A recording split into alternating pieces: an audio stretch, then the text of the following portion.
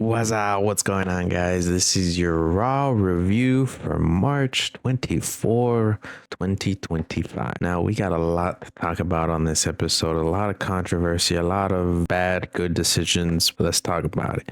Anyways, if you like these reviews, make sure you guys hit that like button, subscribe to the channel for more reviews as we do NXT and Smackdown and an occasional PLEs whenever they do happen, and look out for some more WWE 2K25 gameplay coming very soon. But without further ado, let's get straight into the review. So the first thing we had on the show was John Cena coming out and doing the same shtick where he's blaming the fans and proving them right and wrong at the same time, where, you know, he's criticizing the wet chants and how they chant and just what they've been doing to him for the last 20 years. Now, this was great. It's great to see Cena have this side of him, but then you have Cody come out and pretty much talk to John, but John doesn't say anything, and pretty much they just stare at each other, googly eyes, and, you know, sometimes Cena leaves, he comes back. It's kind of like we haven't actually seen them have an actual conversation. Now, I do think that needs to take a leap and then maybe have a conversation. They haven't mentioned The Rock since. Like, we still don't know how The Rock plays into this. Maybe we won't see that until they come back to the States. We still have a month until Mania, which does kind of worry me because it's like we're kind of like tiptoeing our way there, right? Literally last year at this point, The Rock attacked Cody in his bus and everything. So by that point, we already had so much in terms of segments with the two, or with the Bloodline and Cody, but this we've had, you know, and it's fine. We've had multiple interactions with them. We haven't had a conversation. Now, I don't know if this is them protecting Cody because John Cena is really good on the mic and can go toe to toe with anybody.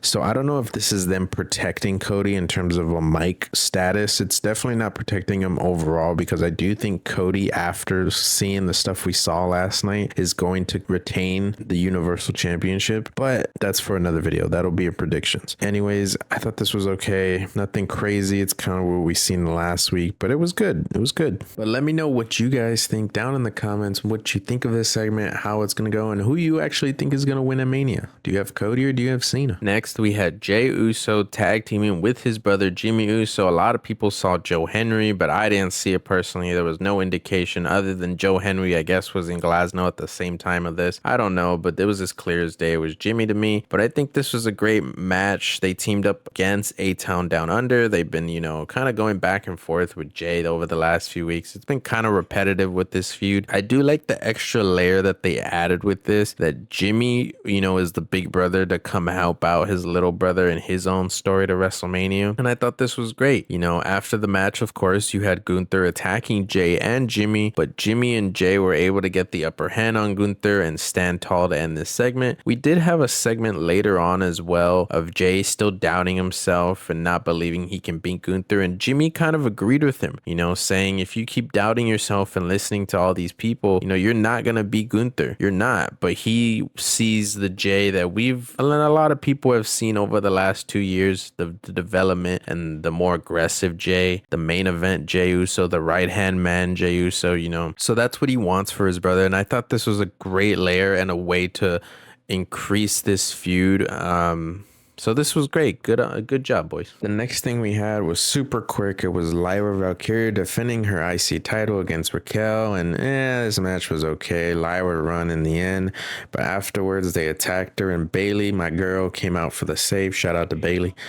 And that was pretty much it. Nothing more. It was A. The next thing we had is one of the most controversial and / overbooked matches leading up to WrestleMania, and that is Io Sky, Bianca Belair, and Rhea Ripley storyline.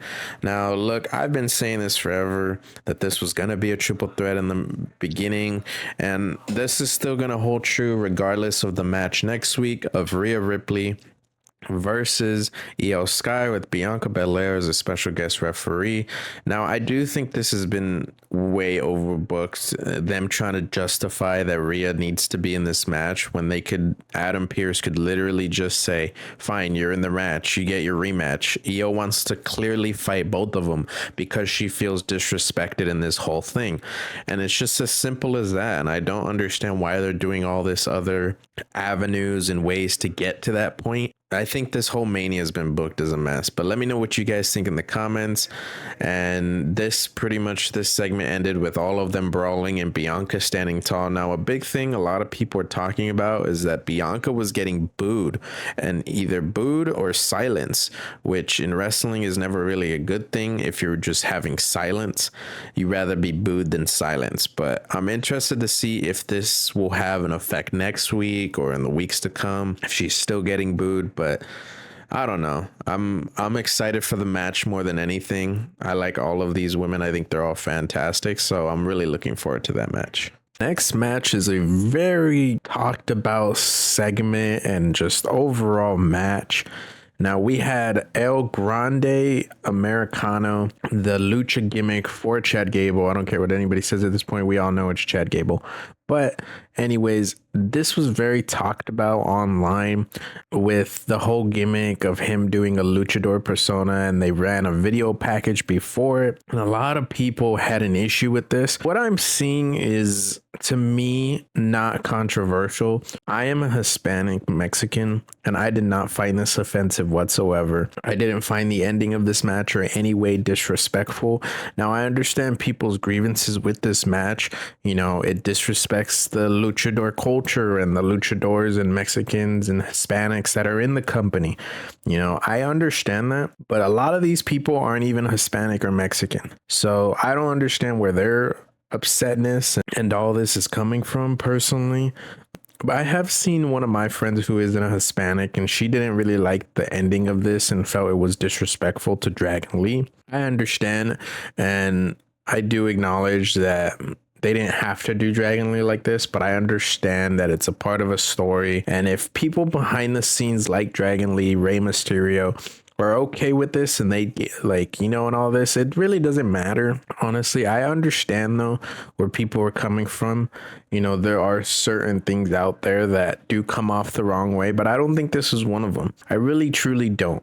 Now, I thought this was funny. I thought this was great, and I'm excited to see a little bit more. You know, it's one of those things where we just have to kind of really wait and see what happens with all this. I don't really know. I've enjoyed it, so let me know what you guys think in the comments about this whole thing.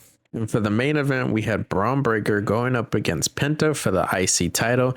This match was pretty good, but it ended kind of roughly in my opinion, just because earlier in the show, we had Dominic Mysterio trying to recruit Penta to the Judgment Day, and pretty much Dominic came out with Carlito, and they were playing the whole shenanigans and trying to distract Braun Breaker and help Penta the whole match. But in the end, Penta won by a DQ when they interfered. And then you had them jumping Penta and Braun Breaker. Finn Balor came out with a chair and they hit Braun Breaker. And I just thought this was a little dumb, but at the same time, there's a story behind all this. Dominic tried to give the chair to Penta to assure him, hey, you know, join us.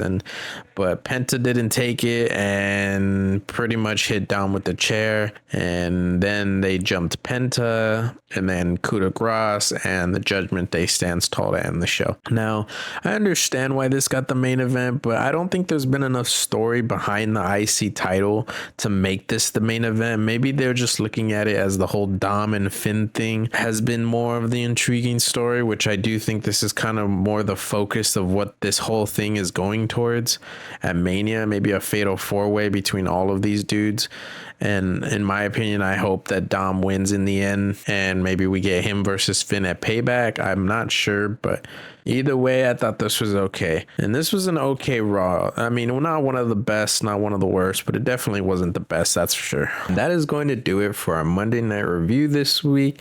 Overall, it was an okay episode. I'm waiting to see what the crowd and everything is going to look like in London for next week. Anyways, if you enjoyed this Raw review, please hit that like button. Subscribe to the channel as we do more NXT reviews, Smackdown reviews during the week, some MLB content in there, some WWE content. I'm trying to do as much as I can, but also trying to space it out so I'm not burning myself out. But if you like this content, please share it to your friends, share it to your mom, whoever, your neighbor, your dog, whatever.